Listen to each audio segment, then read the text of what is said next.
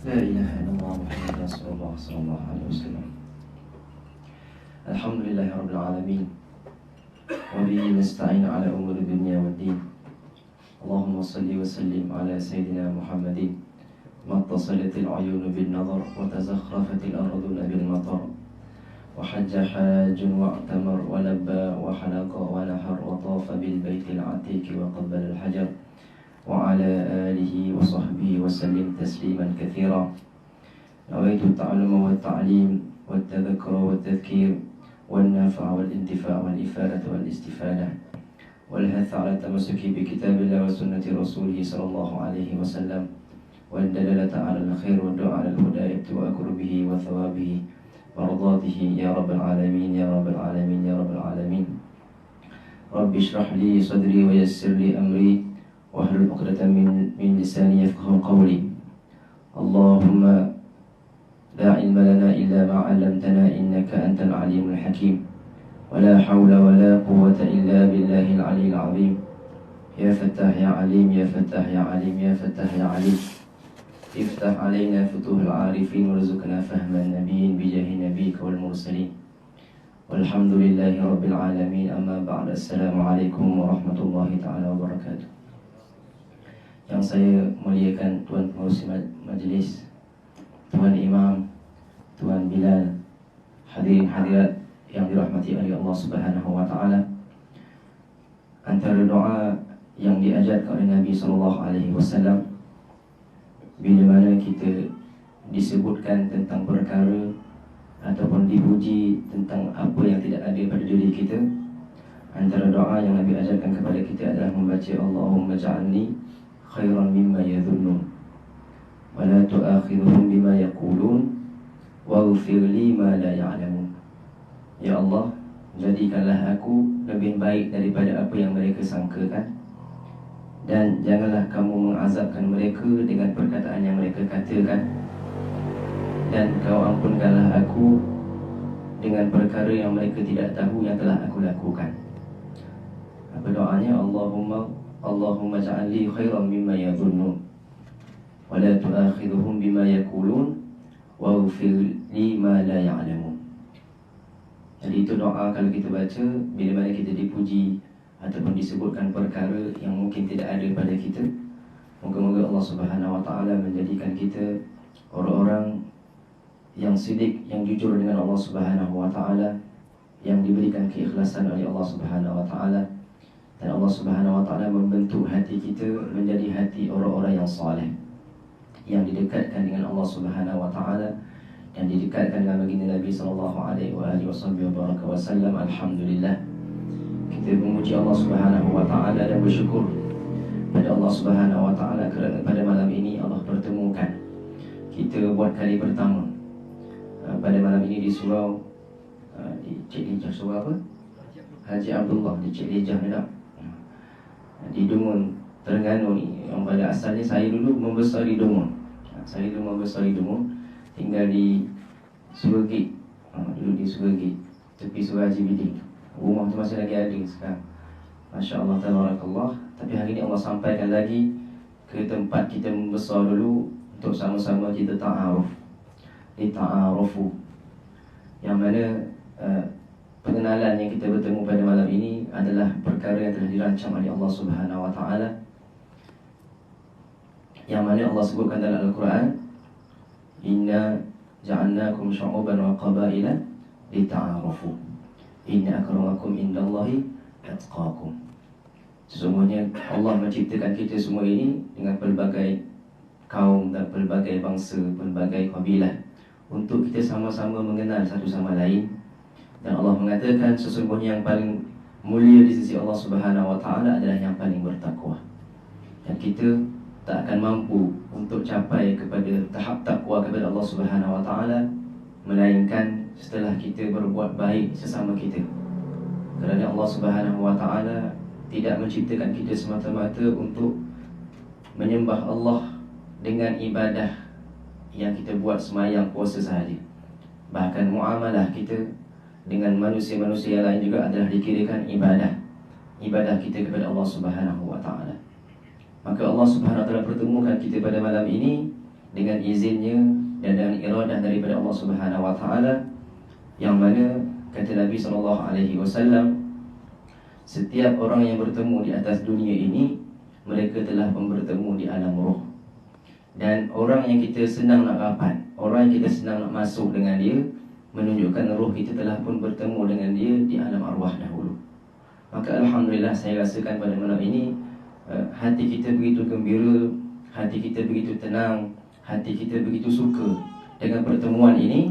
Menunjukkan kita mungkin pernah bertemu di alam roh dahulu, maka Allah pertemukan lagi sekali lagi kita pada hari ini untuk memberi manfaat sesama sendiri. Moga-moga pertemuan kita ini menjadi pertemuan yang disebut oleh Nabi SAW di antara golongan yang tidak akan mendapat panas terik mentari di hari kiamat. Sab'atun yudhillahumullah yawma la dhilla illa dhilluh. 7 golongan yang akan dinaungi oleh naungannya Allah Subhanahu wa taala di hari tidak ada naungan melainkan naungan Allah Subhanahu wa taala. Antaranya rajulan tahabban fillah ijtama'a alaihi wa tafarraqa alaihi. 2 orang sahabat yang bertemu kerana Allah Subhanahu wa taala. Mereka bertemu kerana Allah, mereka berpisah kerana Allah Subhanahu wa taala. Maka saya dan juga tuan-tuan, puan-puan semua yang hadir pada malam ini, semua datang kerana Allah.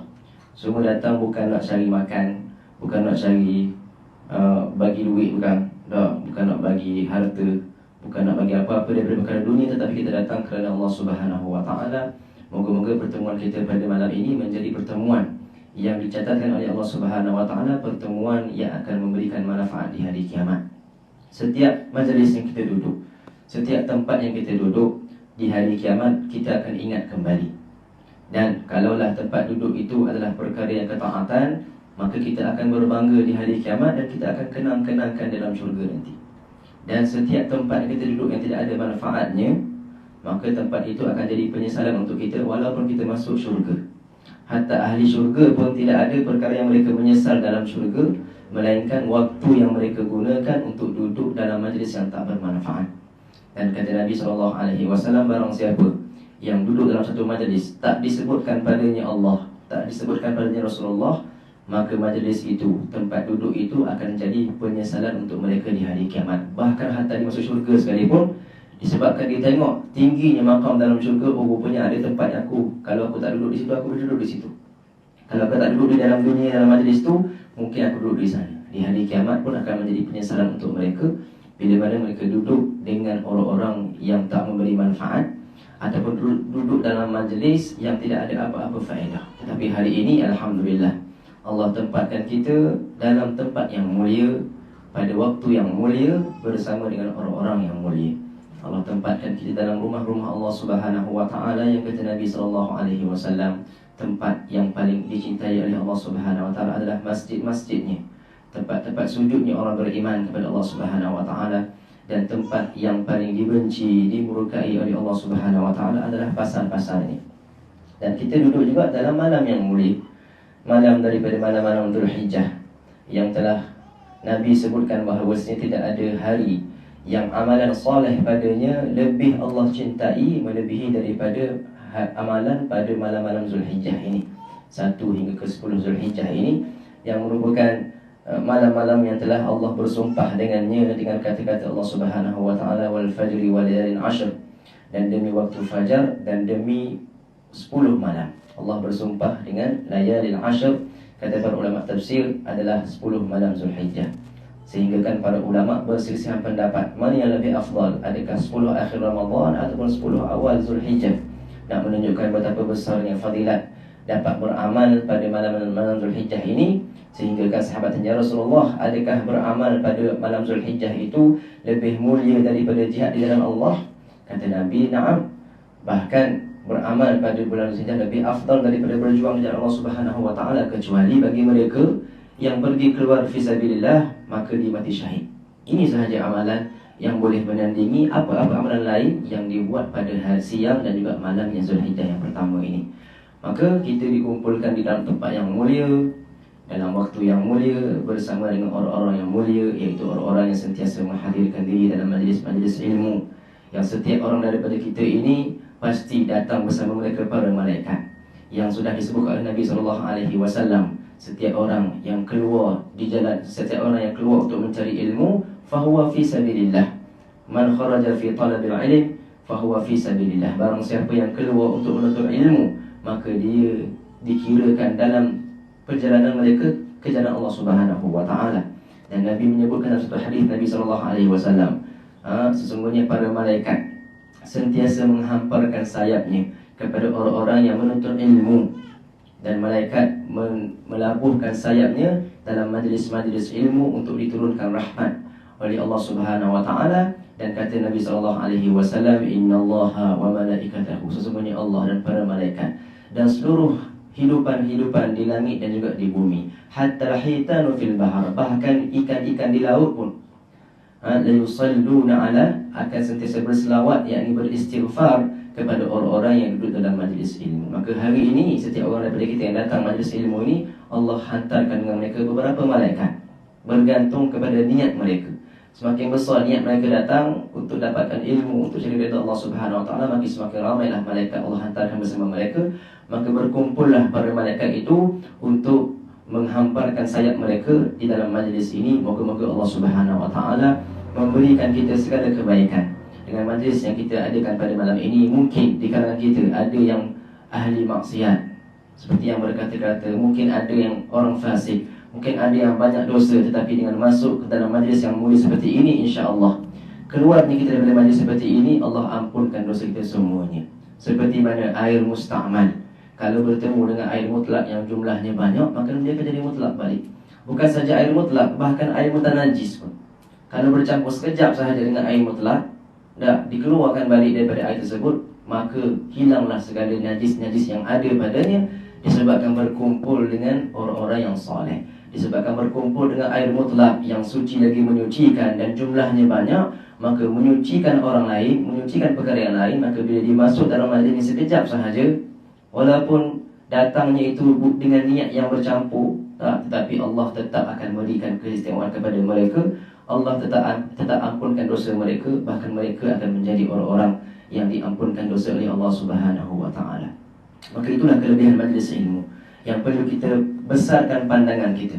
Semakin kita besarkan pandangan, sudut pandang kita ini yang dipanggil masyhad, maka semakin besarlah pemberian Allah Subhanahu wa taala. Kerana apa? Kerana kata Allah Subhanahu wa taala hadis kursi, ana inna dhanni 'abdi bi. Kata Allah dalam hadis kursi, aku akan berbuat kepada hamba aku dengan apa yang disangkakan kepada aku. Kalau disangka baik kepada aku, maka aku akan berbuat dengan apa yang disangkakan. Kalau disangkakan buruk kepada aku, maka aku akan buat apa yang disangkakan. Sebab itu kata para ulama, al-madad ala qadril mashhad, pemberian karunia Allah Subhanahu wa taala kepada kita. Bila mana kita berbuat satu ibadah, sama ada solat ataupun sedekah ataupun pergi haji, hatta hadir ke dalam majlis-majlis seperti ini pun, pemberian Allah kepada kita itu sekadar mana pandangan kita. Kita pandang majlis ni majlis besar ke majlis kecil? Kita pandang hanya majlis dekat surau ke majlis dekat masjid? Mungkin dekat masjid lagi besar. Kalau kita pandang kecil-kecil dah kita dapat. Kita pandang yang hadir tu mungkin kawan-kawan kita biasa, orang biasa saja, maka dapatlah sikit. Tapi kalau kita pandang yang hadir dalam majlis ini para malaikat, para roh-roh orang soleh yang hadir dalam majlis-majlis yang seperti ini, dan dimuliakan oleh Allah Subhanahu wa taala, semakin kita membesarkan sudut pandang kita dalam majlis itu, maka semakin besarlah karunia Allah Subhanahu wa taala kepada kita. Maka sebab itulah kita kata kena sentiasa membesarkan kita punya sudut pandang.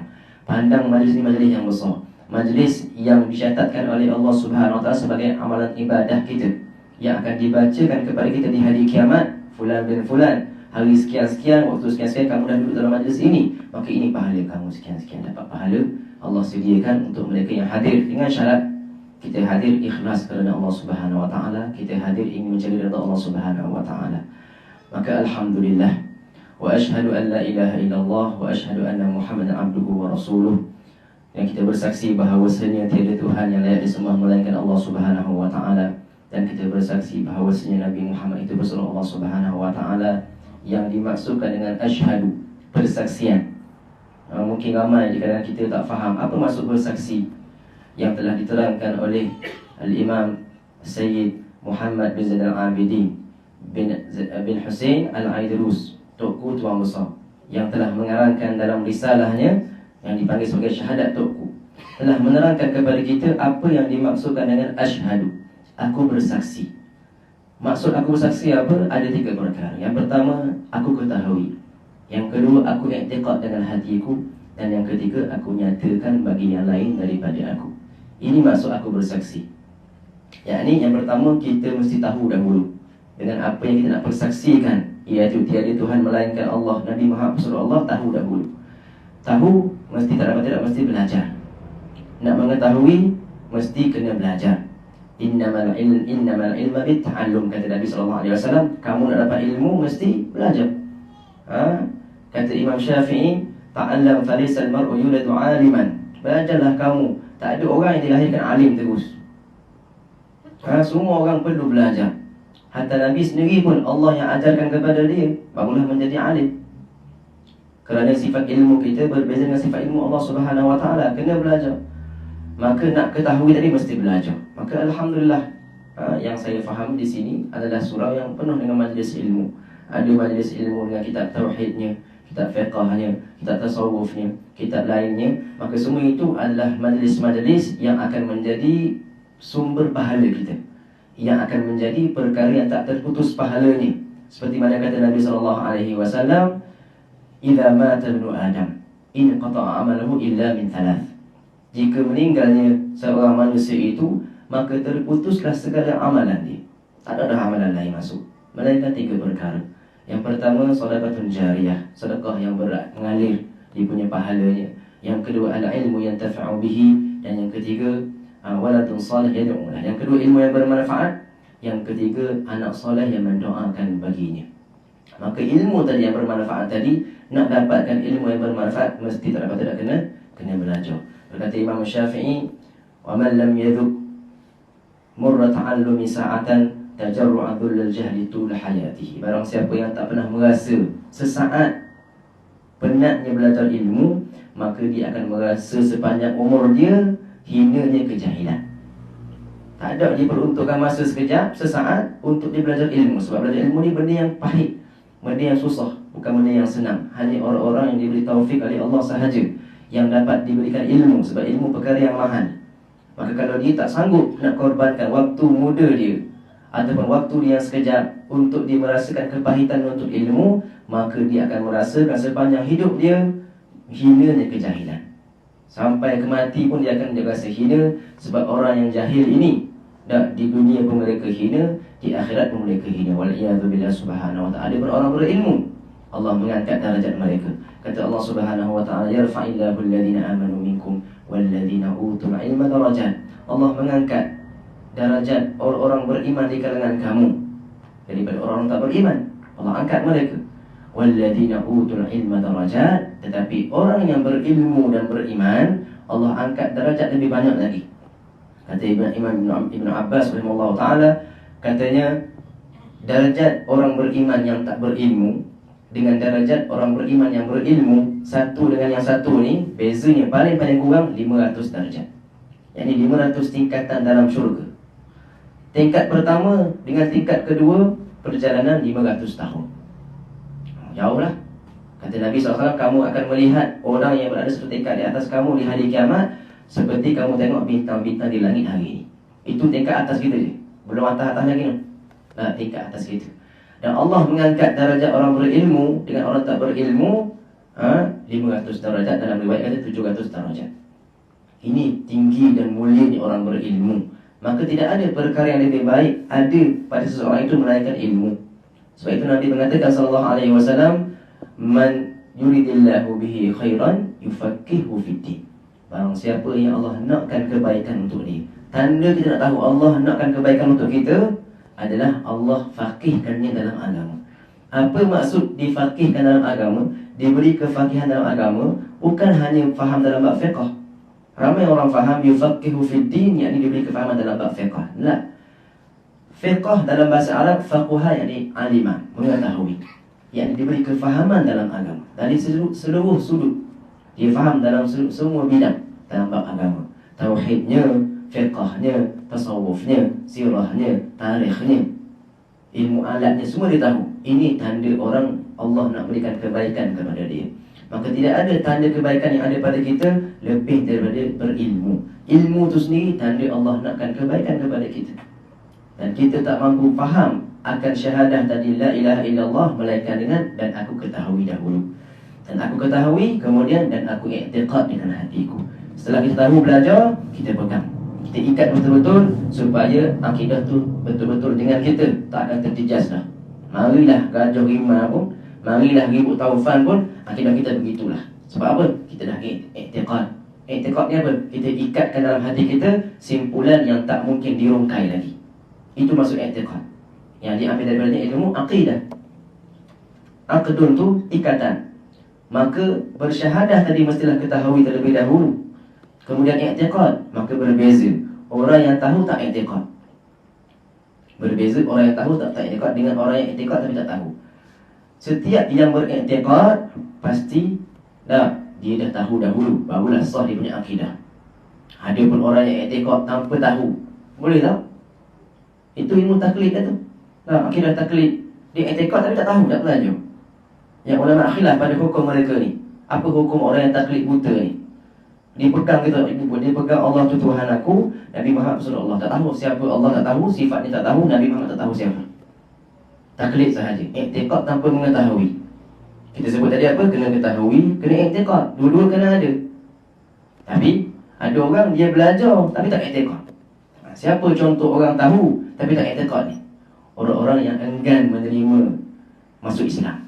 Dia tahu dah Allah tu benar, dia tahu dah Nabi tu benar, tapi tetap juga tak dapat hidayah daripada Allah Subhanahu Wa Taala. Maka mereka hanya mengetahui tapi tak i'tiqad. Ada orang i'tiqad tapi tak tahu. Ini okey sikit lah.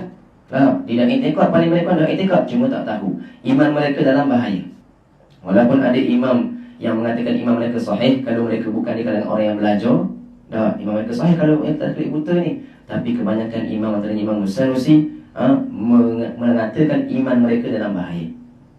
Waliyadzubillah subhanahu wa ta'ala. Maka ketahui dan i'tiqad. Yang ketiga, syahadah mesti ada yang ketiga dia. Dan aku ketahui, dan aku i'tiqad dengan hatiku, dan aku nyatakan bagi yang lain daripadaku. Ini beza kita dengan orang kafir. Iaitu apa? Mengkaburkan orang. Kena kabur orang, kena sebutkan syahadah tu, kena ucapkan dengan lidah kita, syahadatu an la ilaha illallah, kamu bersaksi yakni dan aku nyatakan bagi yang lain daripadaku. Kita kena kabur orang. Kalau sekadar dalam hati, setengah ulama kita tak cukup lagi iman dia. Sampai mereka khilaf pada masalah imannya Abu Talib. Keluarlah khilaf masalah imannya Abu Talib. Abu Talib kalau ikutkan, dia kata aku nak meninggal di atas agamanya tok nenek aku. Nabi suruh mengucap, tak nak mengucap. Sebab apa? Depan dia ada Abu Jahal, Abu Lahab ada, pembesar Quraisy ada. Ketika nazak tu tak. Maka katanya Abu Talib, aku nak mati di atas agamanya tok nenek aku. Tak mengucap. Jadi dia tak khabar ke orang apa yang tersimpan dalam hati dia. Tak tahulah apa isi hati dia. Sampai ulama khilaf pada iman dia. Sebab apa? Sebab kalau ikutkan, dia nak mati di atas agama tok nenek dia. Tok nenek dia siapa? Bukankah tok nenek Nabi juga sallallahu alaihi wasallam? Dan Allah mengatakan, wa taqallubuka fis sajidin, wahai Muhammad, kami dah pindahkan kamu daripada sulbi-sulbi orang yang sujud kepada Allah. Maka tak ada tok nenek Nabi ni yang kufur kepada Allah Subhanahu Wa Taala. Kalau Abu Talib nak mati atas agama tok nenek dia, maknanya dia mati dalam keadaan beriman. Maka situ keluar khilaf tu. Jadi ada ulama kata mengucapkan dua kalimah syahadah adalah syarat untuk sempurnakan iman dia. Tak mengucap, tak sempurna iman. Jadi iman ada tapi tak sempurna. Ada kata tak, itu syarat beriman tu sendiri. Mengucap dua kalimah syahadah syarat beriman. Tak mengucap tak dikira beriman. Yang pendapat pertama tadi kata apa? Mengucap dua kalimah syahadah adalah syarat untuk menjalankan hukum Islam di atas dia dalam dunia ni. Maka ulama khilaf pada imannya Abu Talib. Sebab apa? Dia tak mengucap. Baik. Jadi Sayyid Zaini Ahmad Zaini Dahlan ada mengarahkan kitab Asnal Matalib fi Najati Abi Talib, menceritakan tentang dalil-dalil bagaimana mereka mengatakan Abu Talib dikira beriman. Ada dalil-dalil dia. Itu ijtihad para ulama lah. Nak pilih yang satu tak kisah. Cuma kita lebih cenderung untuk memilih qaul, pendapat yang menggembirakan hati Nabi sallallahu alaihi wasallam. Agak-agak mana yang Nabi lebih suka? Nak ambil pendapat Abu Talib ni kafir ke? Abu Talib ni beriman? Mestilah Nabi suka kalau diambil pendapat Abu Talib tu beriman. Harinya orang tak cakap pasal Abu Talib. Orang bercakap pasal mak ayah Nabi sallallahu alaihi wasallam. Mak ayah Nabi dalam neraka, diazab oleh Allah wal-iyadzubillah subhanahu wa ta'ala. Jauh lagi kita nak bercakap tentang mak ayah Nabi ni. Mereka ahlul fatrah. Tak, awal-awal lagi mereka dah selamat dah. Kalau Nabi boleh beri syafaat, mak ayah dia orang pertama akan dapat syafaat Nabi sallallahu alaihi wasallam. Maka dan aku ketahui dan aku i'tiqad dengan hatiku dan aku nyatakan bagi lain daripada aku. Kena tahu, kena i'tiqad, kena khabar korang. Baik. Ada orang dia khabar korang tapi tak i'tiqad dan tak tahu. Tadi kita kata tahu, tak i'tiqad ada. I'tiqad tak tahu pun ada sini ni. Yang ketiga ni tahu, i'tiqad tak khabar macam Abu Talib contoh. Ada orang tak tahu, tak i'tiqad tapi khabar korang. Siapa mereka ni? Khabar korang saya ni beriman tapi dalam hati tak ada, kosong. Iaitu orang-orang munafikin. Orang-orang munafikin yang hanya menzahirkan keislaman mereka, menzahirkan keimanan mereka, tetapi dalam hati mereka kosong daripada iman, wal-iyadzubillah subhanahu wa ta'ala. Orang munafikin ni kata Allah subhanahu wa ta'ala, innal munafikina fid darkil asfali minan nar. Orang-orang munafikin duduk di patak neraka, bawah sekali. Mereka paling bawah sekali. Sebab apa? Mereka berpura-pura. Bahayanya berpura-pura ni. Bahaya berpura-pura. Sampaikan Allah subhanahu wa ta'ala mencela orang yang semayang. Dalam Al-Quran kata Allah subhanahu wa ta'ala, fawailul lil musallin. Celaka bagi siapa? Bukan orang pergi disco, bukan orang minum mabuk, bukan orang berzina. Celaka bagi mereka yang semayang. Alladhina hum an salatihim sahun, yang mereka lalai daripada solat mereka. Walladhina hum yura'un. Ini berpura-pura ni. Ini sifat orang munafikin, wal-iyadzubillah subhanahu wa ta'ala. La yakumuna ila salati illa wa hum kusala yura'una an-nas. Mereka tak bangun semayang melainkan malas, dalam keadaan malas, dan mereka apa? Yura'una an-nas, menunjuk-nunjuk kepada orang lain. Sebab itu kata Nabi sallallahu alaihi wasallam, athqalus salati 'alal munafikin salatul isya wa salatul fajr. Sembahyang yang paling berat ke atas orang munafik, sembahyang apa? Sembahyang isya nanti kita akan sembahyang, dan sembahyang subuh. Sebab apa berat? Sebab mereka akan datang sembahyang zuhur, sembahyang asar, sembahyang maghrib. Sebab apa? Sebab orang nampak. Zuhur cerah, menerang, nampak. Duduk depan sekali soal pertama. Asar soal pertama. Garib, awal sekali sampai. Kunang sampai dah. Isa dengan subuh tak ada. Sebab apa? Kalau dibagi subuh awal pun tak nampak. Buat benda nak bagi. Masa tu tak ada laku lagi sama Rasulullah SAW. Maka mereka tak mari sembahyang subuh dengan sembahyang isyak. Sebab apa? Sembahyang tu tak ada manfaat untuk mereka atas dunia. Sebab tu sembahyang ni paling berat ke atas mereka. Kata Nabi SAW, kalaulah mereka tahu apa yang ada dalam sembahyang isyak dan sembahyang subuh, mereka akan datang walaupun merangkak sembahyang berjemaah. Maka orang munafikin, mereka beramal berpura-pura. Hanya kabur korang, saya beramal sekian-sekian, buat sekian-sekian, beriman sekian-sekian, percaya sekian-sekian, tapi hati mereka kosong daripada beramal. Sehingga kan Sayyidina Abu Bakar As-Siddiq radhiyallahu anhu dan Sayyidina Umar sentiasa bertanya kepada Sayyidina Huzaifah Al-Yamani. Sayyidina Huzaifah Al-Yamani seorang sahibus sir, pemilik rahsia Nabi SAW, yang pegang beberapa rahsia Rasulullah SAW. Antaranya nama-nama orang munafikin. Nabi kabarkan dia, simpan nama ni. Sebab tu dia kata ada wahyu Allah Subhanahu Wa Taala yang Nabi sampaikan hanya kepada setengah sahabat sahaja. Bila dia kata Nabi telah sampaikan semua amanah, yakni amanah yang Allah suruh sampaikan kepada semua orang. Ada amanah yang Nabi suruh sampaikan, Allah suruh sampaikan kepada setengah orang sahaja. Antaranya nama-nama orang munafikin. Daripada mana mari nama ni? Wahyu daripada Allah Subhanahu Wa Taala. Tapi Nabi hanya diberi izin untuk khabar kepada setengah sahabat sahaja. Siapa? Sayyidina Huzaifah Al-Yamani. Jadi Sayyidina Abu Bakar, Sayyidina Umar tak tahu siapa nama munafikin. Tanya seorang, Huzaifah, nama aku ada dalam orang munafikin. Takutnya mereka tergolong di kalangan munafikin. Wal-iyadzubillah subhanahu wa ta'ala. Maka itu yang perlu kita faham di sini. Bersyahadah itu adalah apa? Dan aku ketahui, dan aku i'tiqad dengan hatiku, dan aku nyatakan bagi lain daripada aku, barulah keluar la ilaha illallah, bahawasanya tiada Tuhan yang layak disembah melainkan Allah jua, yang kaya daripada tiap-tiap yang daripadanya, dan berkehendak oleh tiap-tiap yang itu kepadanya. Sampailah ke akhir syahadatku. Dan wa asyhadu anna Muhammadar Rasulullah pula. Dan aku ketahui, dan aku i'tiqad dengan hatiku, dan aku nyatakan bagi yang lain daripadaku, akan bahawa sesungguhnya penghulu kita Nabi Muhammad itu, penghulu kita Nabi Muhammad anak Abdullah itu hamba Allah dan pesuruhnya bagi sekalian makhluk. Sekarang disebutkan di sini, aku ketahui, aku i'tiqad, dan aku khabar orang lain bahawasanya Nabi Muhammad penghulu kita tu nama dia Muhammad bin Abdullah. Muhammad anak Abdullah. Siapa mereka ini? Siapa dia ni? Adalah hamba Allah. Hamba dulu mari, barulah pesuruhnya bagi sekalian makhluk. Yang kita baca, wa asyhadu anna Muhammadan abduhu wa rasuluh. Aku bersaksi Nabi Muhammad tu hamba-Nya Allah dan pesuruhnya Allah Subhanahu wa taala. Maka Nabi datang kepada kita. Pertama-tama sekali Nabi datang kepada kita untuk apa? Untuk menjadi hamba kepada Allah Subhanahu wa taala. Nabi diutuskan kepada kita untuk menjadi hamba kepada Allah, barulah menjadi pesuruh Allah Subhanahu wa taala. Sampai kita selawat pun, Allahumma shalli ala Muhammadin abdika wa rasulika nabi.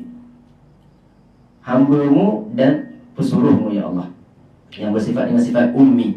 Nabiul ummi, maknanya Nabi yang tak boleh membaca dan tak boleh menulis. Tak boleh membaca dan tak boleh menulis. Untuk Nabi satu kemuliaan, untuk kita kekurangan.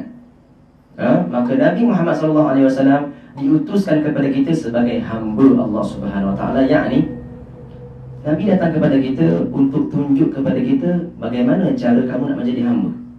Sebab kamu diciptakan untuk apa? Wa ma khalaqtul jinna wal insa illa liya'buduni. Tidaklah, kata Allah, tidaklah aku menciptakan manusia dan jin melainkan apa?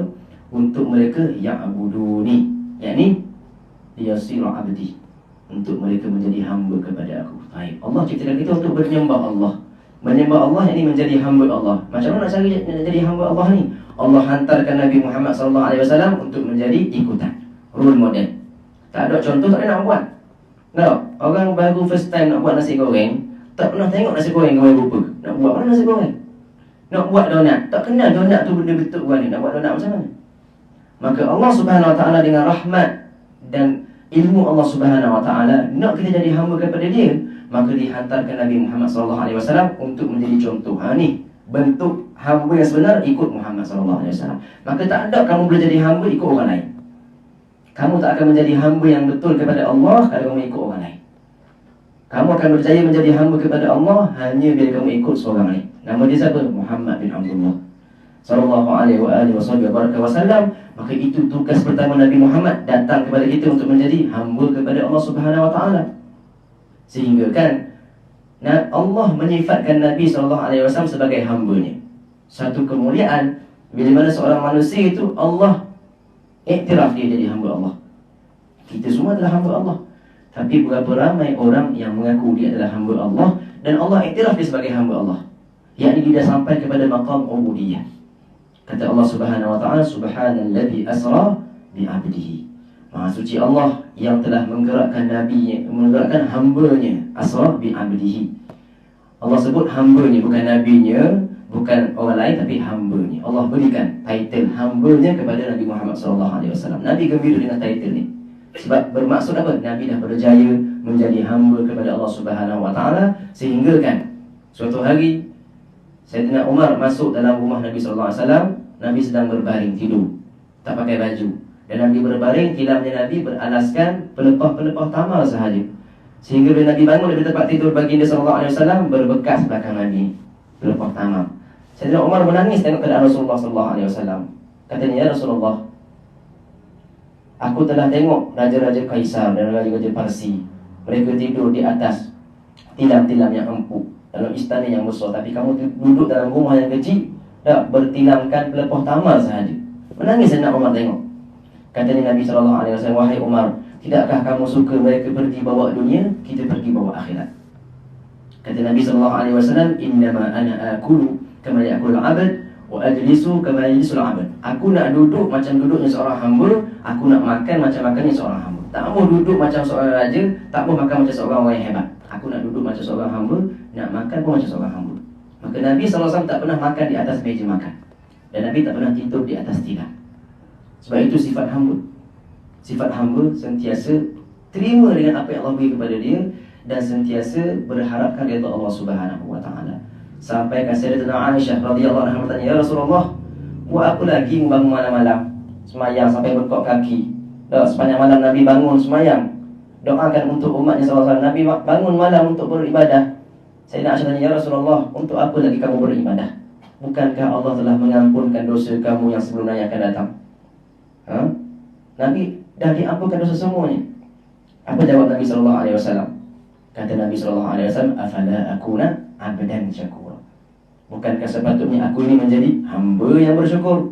Dengan Allah berikan aku kemaafan, pengampunan dosa, aku kena duduk relax ke kena terus menjadi hamba? Sepatutnya aku bersyukur.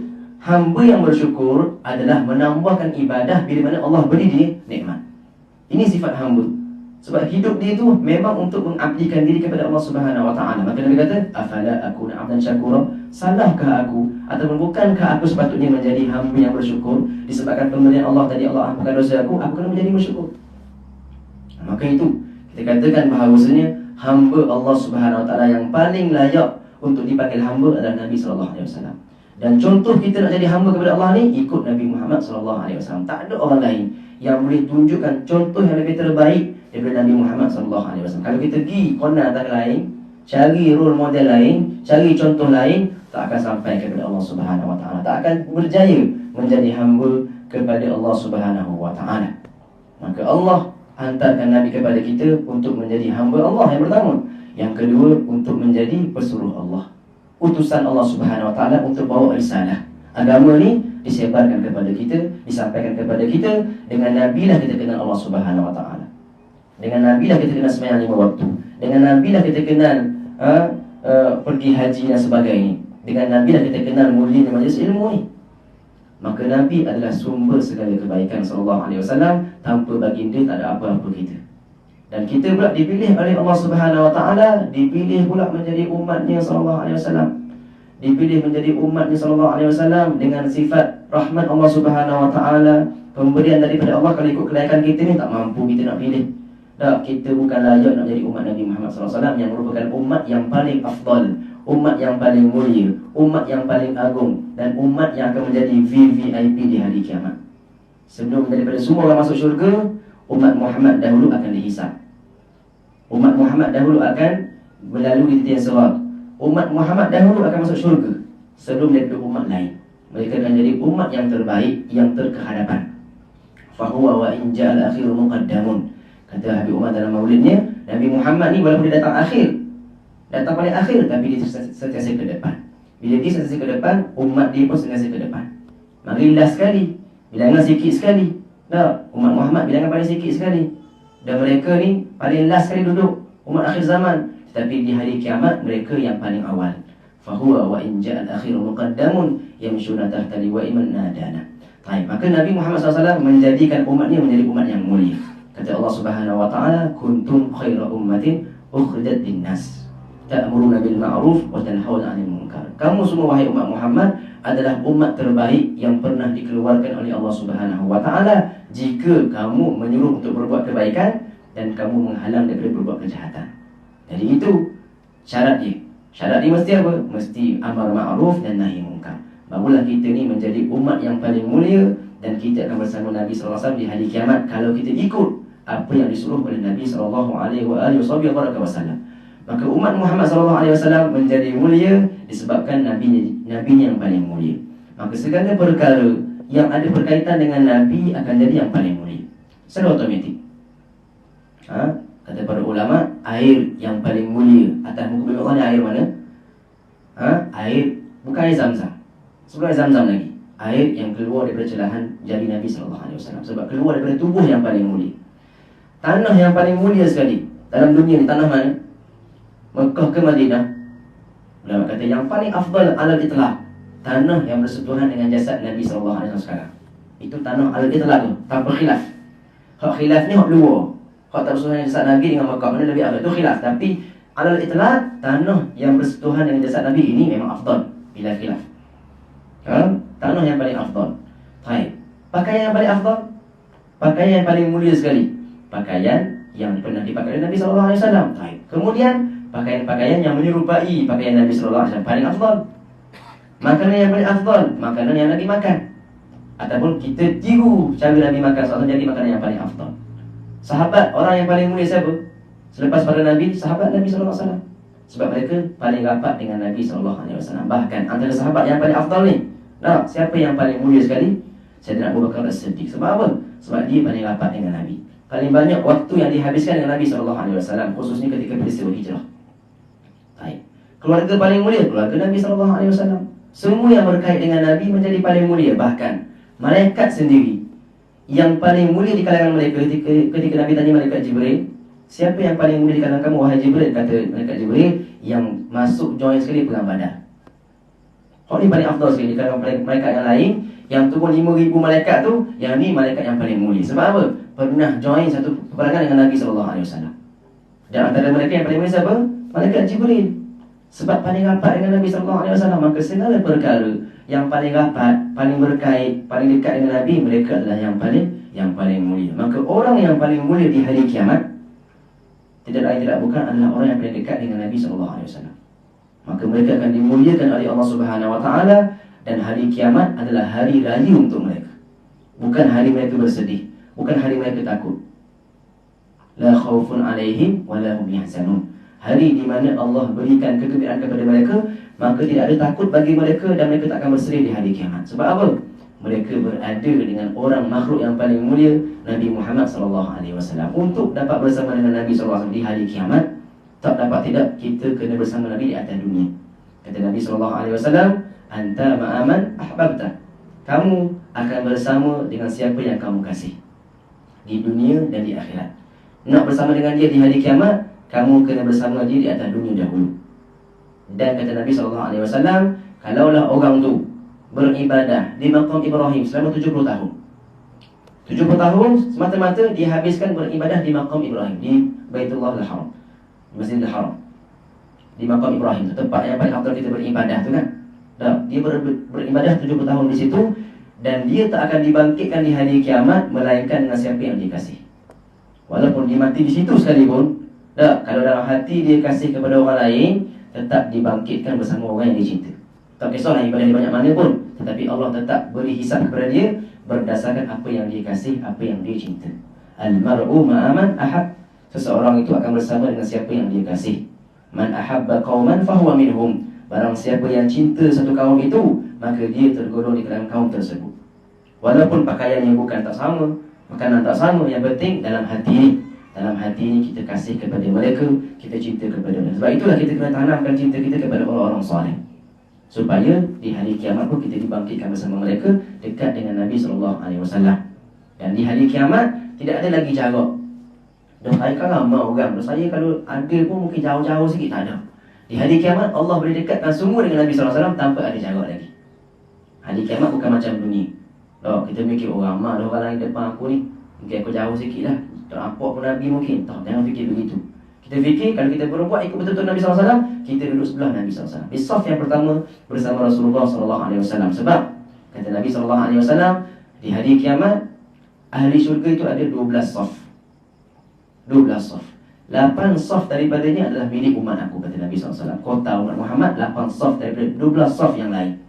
Ini kemuliaan umat Muhammad SAW. Kata Nabi, nisbah umat aku dengan umat lain, nisbah bilangan. Nak banding bilangan umat kita ni dengan umat terdahulu, kata Nabi SAW, seolah-olah seperti satu bulu hitam yang berada pada lembu warna putih, ataupun satu bulu putih yang berada pada lembu warna hitam. Satu bulu itulah umat Muhammad, orang lain semua umat lain. Tetapi mereka adalah majoriti ahli syurga. Mereka adalah orang-orang ahli syurga yang dikatakan 2/3 syurga ni untuk umat Muhammad SAW. Majoriti sikit, bilangan sikit, tetapi mereka adalah orang yang paling ramai dalam syurga. Sebab apa? Sebab mereka merupakan umat yang paling mulia. Maka nak bersama dengan mereka di hari kiamat, perlu kita bersama dahulu atas dunia. Barulah kita boleh bersama dengan mereka di hari kiamat. Tak dapat tidak. Bukan tunggu dalam syurga baru nak cari, bukan. Atas dunia lagi kena cari dah. Bagaimana kita nak dekat dengan Rasulullah SAW. Dan step pertama kita untuk dekat dengan Nabi SAW adalah belajar tentang baginda Nabi SAW. Orang juga kata apa? Tak kenal maka tak cinta. Tak kenal, kuala nak jatuh hati. Kita tak nak tengok Nabi dah. Gambar tak ada, suara tak ada, nak jatuh cinta macam mana? Orang lain mungkin kita boleh jatuh cinta dengan gambar, dengan suara. Tapi Nabi Muhammad jatuh cinta dengan dengar kisah baginda Nabi SAW, dengar mukjizat Nabi, dengar akhlak Nabi, dengar adab Nabi, dengar perjuangan Nabi. Semua itu adalah ma'rifah, pengetahuan yang boleh menambahkan mahabbah. Bila tahu banyak, maka bertambahlah cinta. Makin bertambah ma'rifah, makin bertambah ilmu tentang Rasulullah, kenal Rasulullah, makin bertambahlah cinta kepada Rasulullah SAW. Bila bertambah cinta, maka datanglah al-mutaba'ah. Datanglah kita nak ikut Nabi SAW, yang kata Allah Subhanahu Wa Taala, kalau kamu nak dapat cinta aku, kamu kena ikut Muhammad. Kata Allah Subhanahu wa taala, "Qul in kuntum tuhibbunallah fattabi'uni yuhibbukumullah wa yaghfir lakum dzunubakum." Katakanlah wahai Muhammad kepada umat kamu, kalau benar mereka cinta kepada aku, yakni Allah Subhanahu wa taala, maka ikutlah aku, ikutlah Muhammad. Allah tak kata kalau mu cinta Allah, mu ikut Allah. Allah kata ikut Muhammad. Sebab kamu akan dikira ikut Allah kalau kamu ikut Muhammad. Apa kamu dapat? Yuhibbukumullah. Kamu akan dicintai oleh Allah. Bukan kamu mencintai Allah, kamu dicintai oleh Allah. Beza kalau orang pergi meminang dengan dia yang dipinang. Beza tak? Orang yang pergi meminang, dia tu nak pergi meminang, dia berusaha ni. Kalau orang tu tolak, tak ada benda dia. Sedih lah gitu. Nangis pucuk hati dia panggil tak. Tapi tak, dia yang dipinang oleh orang tu. Sekarang bukan dia mencintai Allah dengan ikut Nabi, tapi Allah cinta kepada dia, Allah kasih kepada dia. Besar lagi maqam tu. Kalau kita cinta Allah tu benda yang wajib dah. Semua hamba kena cinta kepada Allah. Tapi kalau dia dicintai oleh Allah, ini maqam luar biasa. Maqam al-mahbub indallah. Orang-orang yang dicintai oleh Allah Subhanahu wa taala. Orang-orang yang Allah kasih ni, tak, kalau dia buat dosa pun, tak, Allah boleh ampunkan sekejap ni. Sebab dia dosa kekasih Allah Subhanahu wa taala.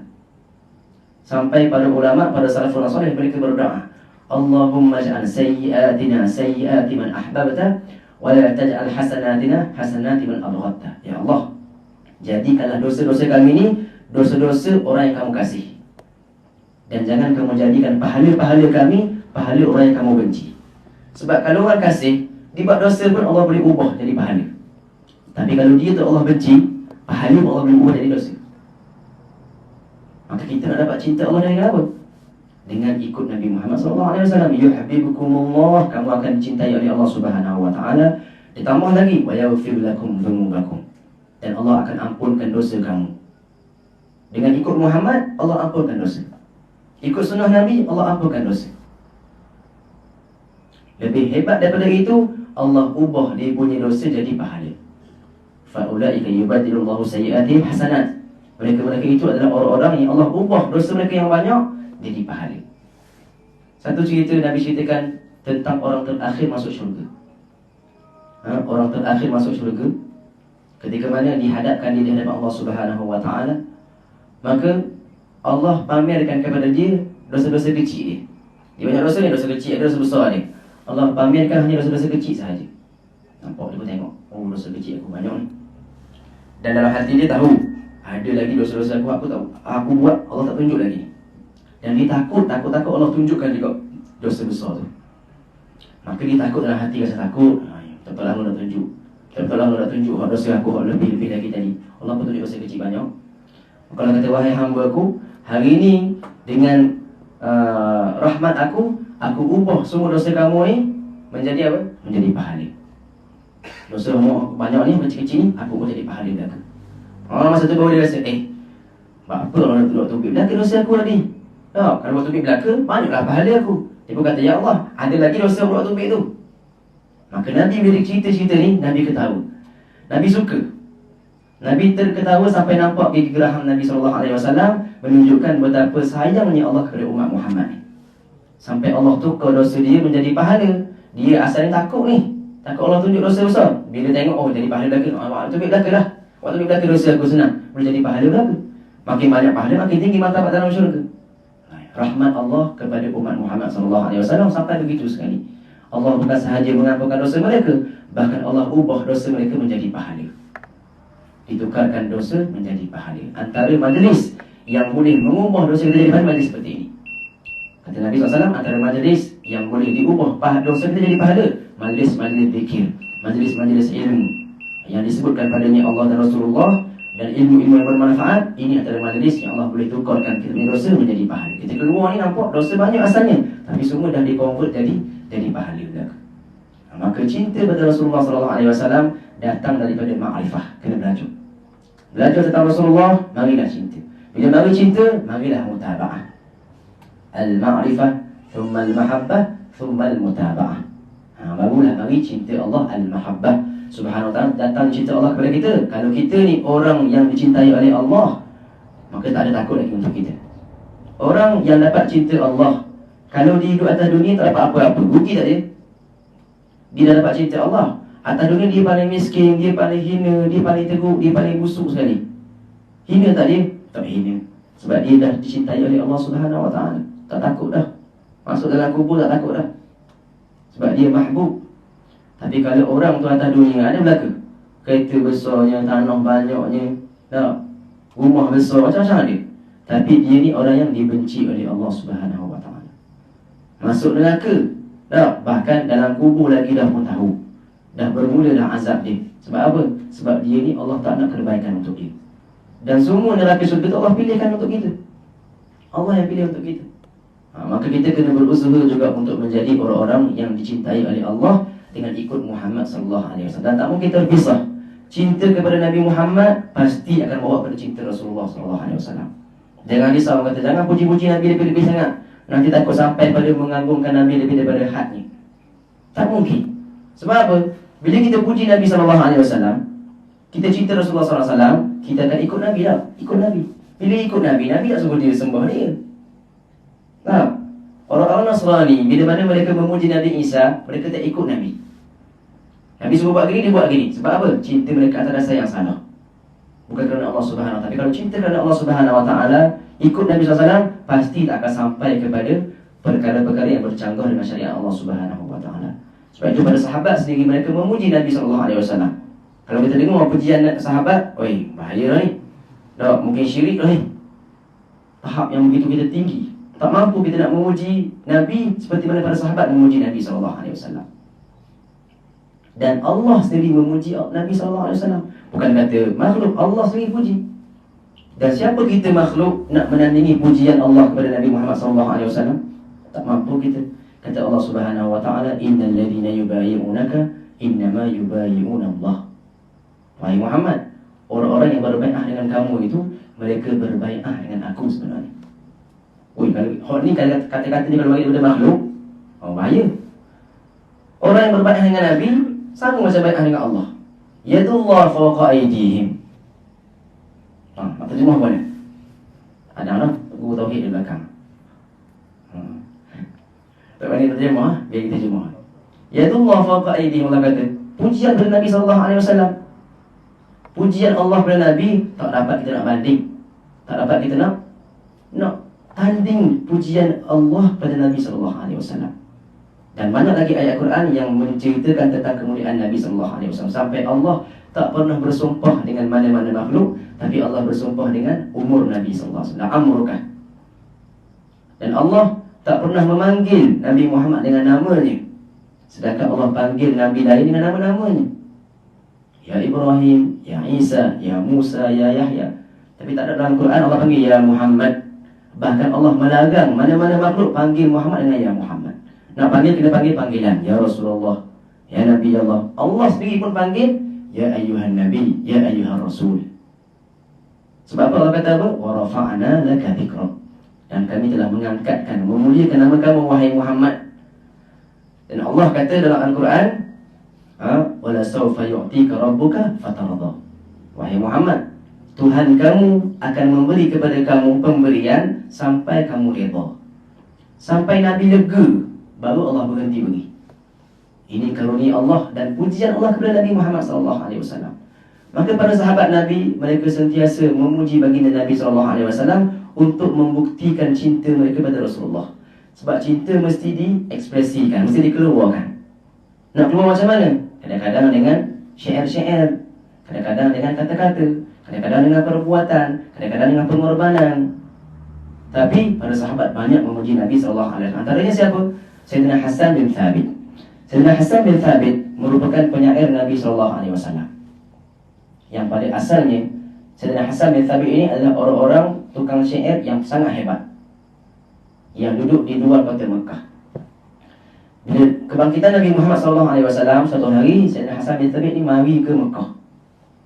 Mari ke Mekah, maka orang Quraisy terus mari pada Sayyidina Hasan bin Thabit sebelum dia masuk Islam. Dia kata, wahai Hasan bin Thabit, ini harta banyak ni, aku nak beri pada kamu upah supaya kamu pergi depan Rasul, depan Muhammad, kamu ikuti dia. Kamu buatlah syair kamu ni yang hebat ni. Sebab orang Arab ni mereka berbangga dengan syair-syair mereka. Mereka berbangga dengan kata-kata yang manis, kata-kata yang lembut. Dan mereka berbangga dengan kata-kata yang pedas. hajat. Dipanggil hajat ni apa? Maknanya syair-syair yang menghina seseorang tu. Maka orang Quraisy mari pada Sayyidina Hasan bin Thabit nak upah bagi harta yang begitu banyak supaya dia ni pergi depan Muhammad, kutuk dan hina Nabi Muhammad SAW. Maka kata Sayyidina Hasan bin Thabit, okey tak apa, aku pergi tengok dulu dia. Nak tengok dulu, rupa nak kutuk mestilah kena ada. Rupa dia macam nak kutuk hidung dia ke, nak kutuk mata dia ke, mestilah ada benda apa nak kutuk, apa boleh kutuk. Tak tengok lagi tak kutuk macam mana. Maka dia pun pergilah, Sayyidina Hasan bin Thabit pergi cari Rasulullah. Cari, tengok yang kali pertama jatuhnya pandangan mata dia kepada Rasulullah SAW. Terdiam dia, terkeluh lidah ni, tak mampu nak berkata apa-apa. Sebab apa? Tak ada benda yang aku boleh kutuk dia. Semuanya keindahan, semuanya kesempurnaan, semuanya keindahan. Tak ada ruang aku nak masuk ni. Maka dia pun bawa lagi harta tadi, pergi pada orang Quraisy. Kata, wahai Quraisy, nak celakalah kamu. Musuh aku kutuk orang yang paling mulia sekali, orang paling indah sekali, nak kutuk kat mana? Maka dia menyebutkan syair yang begitu masyhur. Katanya Sayyidina Hasan bin Thabit, lamma ra'aitu anwarahu safa'at, wada'tu min khifati kaffi ala basari. Wahai Quraisy, ketika mana aku melihat terpancarnya cahaya Nabi Muhammad SAW, aku meletakkan tangan aku di atas mata aku. Sebab apa? Wada'tu min khifati, sebab aku takut. Takut apa? Khaufan ala basari min husni suratihi. Aku takut cantiknya wajah dia, takut merosakkan mata aku. Min husni suratihi. Ini kata-kata orang Arab ni, di balaghah tinggi. Bukan gosok mata dia, tapi dia kata disebabkan terlalu indahnya rupa Rasulullah SAW, aku letak tangan aku atas mata aku sebab takut terluka mata aku ni. Seperti mana mata kita tengok matahari lama-lama. Matahari tu cantik, indah, cahaya. Jangan tengok lama-lama gosok juga, gosok. Khawfan ala basari min husna suratihi falaysa anzuru illa ala qadari. Maka aku tak tengok Rasulullah Muhammad tu melainkan atas kadar aku sahaja. Sahabat Nabi SAW ada yang tak mampu tenung Nabi SAW. Ada yang tak mampu akad kepada Rasulullah SAW. Ada yang hanya tunduk tengok bayang-bayang je. Sebab apa? Kuatnya pancaran cahaya yang ada pada wajah Nabi SAW. Ada sahabat yang kuat, boleh tengok lama. Antara Sayyidina Abu Bakar Siddiq, Sayyidina Umar, Sayyidina Uthman, Sayyidina Ali tu hebat-hebat dah tu. Tapi sahabat-sahabat low sikit, low profile sikit tak, ada yang tak mampu angkat kepada tengok wajah Nabi SAW. Sama dengan Sayyidina Hasan bin Thabit, pertama kali tengok tak mampu tengok lama-lama sampai letak tangan atas mata. Katanya Sayyidina Hasan bin Thabit, ruhun minan nuri fi jasmi min qamari. Satu ruh yang datang daripada cahaya dalam jasad daripada bulan purnama. Kahulyatin nusjat min anjumiz zuhuri. Seolah-olah satu permaidani yang disulam daripada bintang-bintang yang bermegelapan. Nabi itu macam permaidani yang bintang-bintang bergelapan. Ini pujian Sayyidina Hasan bin Thabit kepada Rasulullah di hadapan orang kafir. Dan jumpa lagi Nabi ni. Barulah lepas tu dia kata, fa inni asyhadu anna Rasulullah. Hari ini aku bersaksi, aku kata tadi tu adalah pesuruh Allah Subhanahu Wa Taala. Dia pun pergi Islam depan Nabi SAW. Barulah keluar syair yang begitu ma'ruf. Apa katanya? Allahumma salli ala Muhammad. Wa ahsanu minka lam taraqqatu 'aini wa ajmalu minka tarjun nisa'u khuliqta mubarra'an min kulli 'aibin ka'annaka qad khuliqta kama tasha'u. Yang lebih indah daripada kamu wahai Rasulullah tak ada dalam dunia ni. Tak pernah dilihat oleh mata-mata manusia yang lebih indah daripada kamu. Dan yang paling sempurna daripada kamu ya Rasulullah tak pernah dilahirkan oleh mana-mana perempuan. Kamulah yang paling indah, kamulah yang paling sempurna. Khuliqta mubarra'an min kulli 'aibin. Kamu dicipta tanpa sebarang aib, tanpa sebarang kecacatan, tanpa sebarang kekurangan. Ka'annaka qad khuliqta kama tasha'u. Seakan-akan kamu dicipta macam apa yang kamu nak. Kita ni keluar-keluar tak boleh pilih, mata nak celek, hidung nak macung, mulut nak biar gini. Tapi Nabi SAW dilahirkan macam dia pilih. Mata nak gini, hidung nak gini. Macam kita main game tu boleh pilih mata gini, mata ni. Nabi boleh pilih apa yang dia nak, sampai dia pilih yang paling sempurna semua. Tapi semua itu adalah pilihan Allah Subhanahu Wa Taala. Maka tak ada makhluk lain yang boleh menandingi keindahan rupa paras Nabi SAW. Hak luar pun comel dah, hak dalam lagi. Hati Nabi SAW, akhlak Nabi, perangai Nabi lagi indah lagi. Sehingga kan orang-orang kafir melihat bagaimana ta'zimnya para sahabat Nabi kepada Nabi SAW, sampai mereka mengatakan ma ra'aitu ahadan yu'azzimu ahadan ka ta'zimi ashabi Muhammadin Muhammadan. Aku tak pernah tengok. Nah, katanya aku dah tengok dah Raja Kisra, Raja Parsi, Raja Rom. Yang aku tengok raja je dan menteri dia. Tapi aku tak pernah tengok ada pengikut yang mengagungkan ketua dia seperti mana mengagungkan sahabat Muhammad kepada Muhammad. Sampai mereka sanggup mengorbankan apa yang mereka ada untuk keselesaan Nabi Muhammad SAW. Contohnya siapa? Sayyidina Habib bin Zaid. Sayyidina Habib bin Zaid ditawan oleh Musailamatul Kadzdzab. Musailamatul Kadzdzab ni yang mengaku jadi Nabi tu. Ditawan Habib bin Zaid, seorang sahabat Nabi. Katanya Musailamatul Kadzdzab, wahai Habib bin Zaid, kamu bersaksi tak bahawasanya Nabi Muhammad itu Rasulullah Allah? Atashhadu anna Muhammad Rasulullah? Katanya aku bersaksi. Baik. Okay, sekarang kamu bersaksi tak bahawasanya aku yang Musailamatul Kadzdzab adalah Rasulullah Allah juga? Katanya Sayyidina Habib bin Zaid, wallahi demi Allah, inna fi udhuni la samamun. Macam dalam telinga ni kau ada benda bekok, tak dengar benda muka kamu. Sebab Rasulullah aku percaya, kamu tak percaya. Aku tak bersaksi. Maka Musailamatul Kadzdzab ambil pedang, tak belok tangan dia, putus tangan sebelah. Tanya lagi, atashhadu anna Muhammad Rasulullah? Adakah kamu bersaksi Muhammad itu Rasulullah Allah? Dia kata, asyhadu anna Muhammad Rasulullah. Aku bersaksi dengan betul-betul aku yakin Muhammad Rasulullah Allah.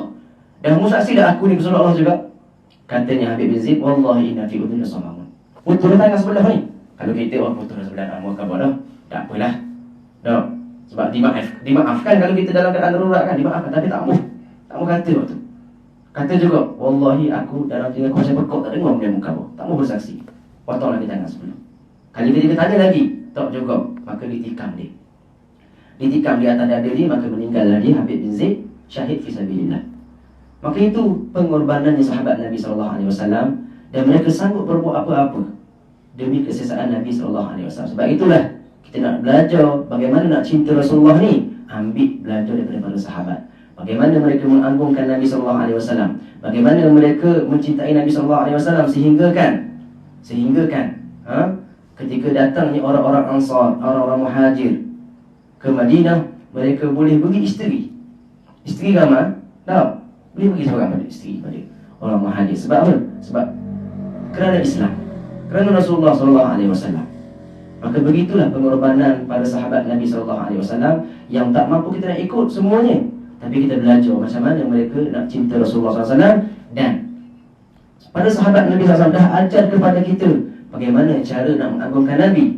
Maka ketika peristiwa Hajjatul Wada,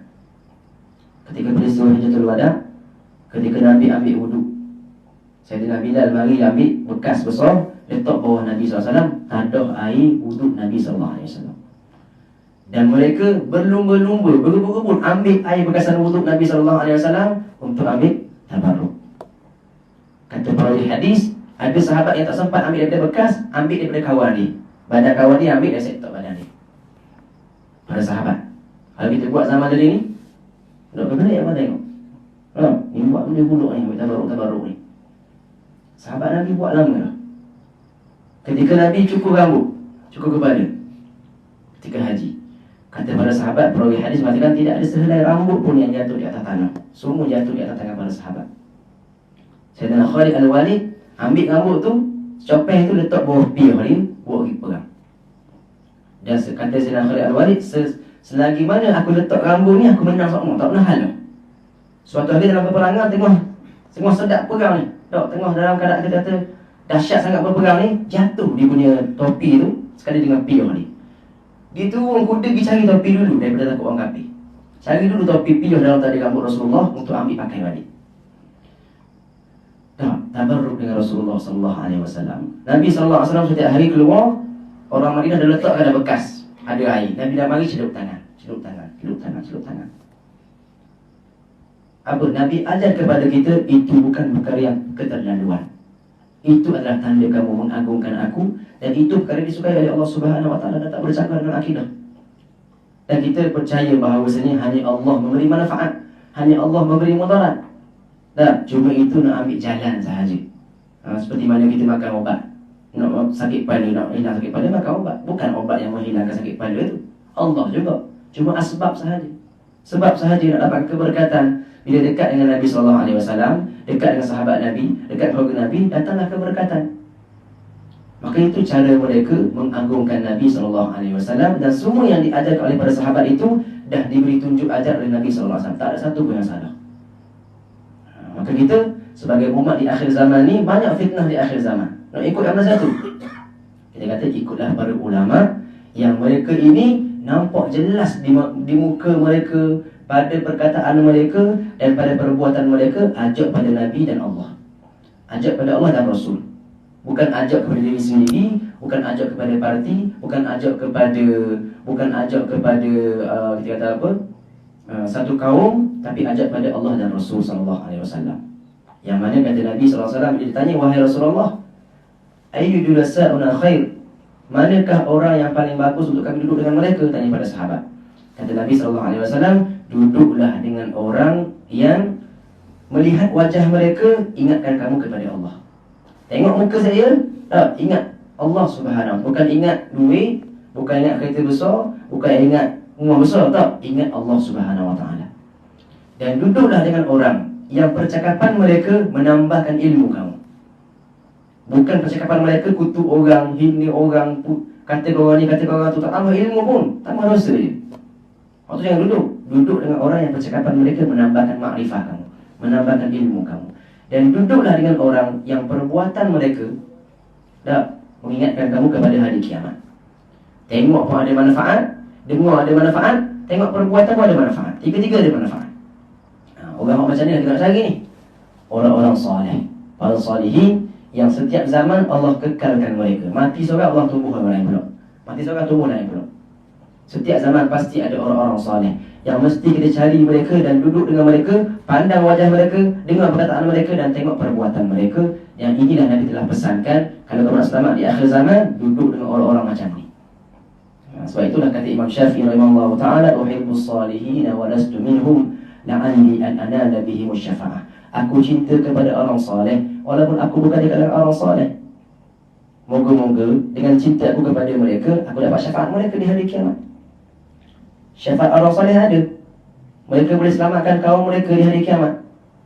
Kata Nabi SAW, yashfa' li ummati al-anbiya thumma syuhada thumma al-anbiya thumma al-ulama thumma syuhada. Yang memberi syafaat untuk umat aku di akhirat nanti adalah yang pertama para anbiya, kemudian para ulama, baru mari para syuhada. Para ulama ni mereka setingkat di atas para syuhada dan setingkat di bawah para anbiya, para salihin. Kata Imam Syafi'i, aku cinta kepada mereka walaupun aku kalau ikutkan bukan di kalangan mereka. Siapa kata ni? Imam Syafi'i. Imam Syafi'i khatam Quran bulan puasa 60 kali. Kita khatam Quran 60 tahun sekali, tak? Ataupun 60 hari baru sekali. Imam Syafi'i bulan puasa sehari 2 kali. Tak tolak lagi waktu dia belajar, waktu tulis kitab, waktu dia keluar fatwa, waktu dia jawab soalan orang. Itu waktu padat dah ni. Boleh khatam Quran 2 kali sehari bulan puasa. Bulan puasa tu penat. Sebab tu sebut bulan puasa, kalau khatam puasa kau banyak hari gakoh, ada tenaga. Tapi dia kata apa? Walastu minas salih, aku bukan di kalangan orang salihin. Imam Ahmad bin Hanbal, anak murid Imam Syafi'i, dengar Imam Syafi'i kata uhibbus salihin walastu minhum. Imam Syafi'i kata dia bukan orang salih. Imam Ahmad balas, tuhibbus salihin wa anta minhum, muhibbul qawm yalhaq bil jamaah. Wahai Imam Syafi'i, kamu cinta kepada orang saleh dan kamu pun orang saleh juga. Aku tengok benda tu. Muhibbul qaum yalhaq bil jamaah. Orang yang cinta pada kaum itu pasti akan dihimpunkan bersama dengan mereka. Maka itu kata-kata Imam Ahmad bin Hanbal kepada Imam Syafi'i. Maka moga-moga Allah Subhanahu Wa Taala memberikan taufik kepada kita dan kekuatan kepada kita untuk kita dapat ikut jejak langkah orang salihin. Yang jejak langkah mereka ini pasti akan bersambung dengan jejak langkah Nabi SAW. Setiap orang soleh yang betul-betul soleh, mereka itu sidik dengan Allah Subhanahu Wa Taala, pasti akan membawa kita dekat dengan Rasulullah SAW. Maka carilah mereka, duduklah dengan mereka dan peganglah tangan mereka sampai kita mati. InsyaAllah kita akan selamat. Dan jangan tanam ke dalam hati kita cinta kepada orang-orang fasik, orang-orang yang jauh daripada Allah Subhanahu Wa Taala. Kita minat tak pun, jangan sampai cinta. Apa beza minat dengan cinta? Cinta ni sampai sanggup berkorban, sampai sanggup keluarkan pitih, keluarkan tenaga, keluarkan apa benda untuk dekat dengan dia. Itu cinta. Sekadar minat tak apa. Nah, walaupun itu juga dilarang, itu juga akan bawa pada cinta. Tapi tak dapat tidak, pada zaman ni mesti ada juga minat dengan orang gini. Tapi jangan sampai cinta. Minat sekarang minat je lah. Nah, jangan sampai tinggal kelas nak pergi konsert dia contoh. Malam ni ada kelas, ada konsert dia, tinggal kelas. Itu dah cinta dah tu. Dan kita melebihkan dia daripada perkara yang baik. Allahu a'lam, apa yang baik daripada Allah Subhanahu wa taala, apa yang kurang daripada diri saya sendiri. Sallallahu alaihi wasallam Muhammadin wa ala alihi wasallam. Alhamdulillah alamin. Moga-moga Allah jadikan pertemuan kita pada malam ini pertemuan yang dirahmati oleh Allah Subhanahu wa taala, diberkati oleh Allah Subhanahu wa taala, pertemuan yang mengampunkan dosa kita semuanya, menutupkan segala aib kita, mengkabulkan segala hajat-hajat kita, dan moga-moga ini bukan pertemuan terakhir. Insya-Allah kita bertemu lagi dalam kebaikan kerana Allah Subhanahu wa taala. Moga-moga Allah ampunkan dosa kita semuanya, dosa ibu bapa kita, dosa guru-guru kita semuanya, dan Allah jadikan kita orang-orang yang boleh sebarkan akhlak Nabi sallallahu alaihi wasallam, sebarkan cinta Nabi sallallahu alaihi wasallam, sebarkan syariat Nabi sallallahu alaihi wasallam, sebarkan perjuangan Nabi sallallahu alaihi wasallam. Sallallahu alaihi wasallam Muhammadin wa ala alihi wasallam. Alhamdulillahirabbil alamin. Assalamualaikum warahmatullahi taala wabarakatuh.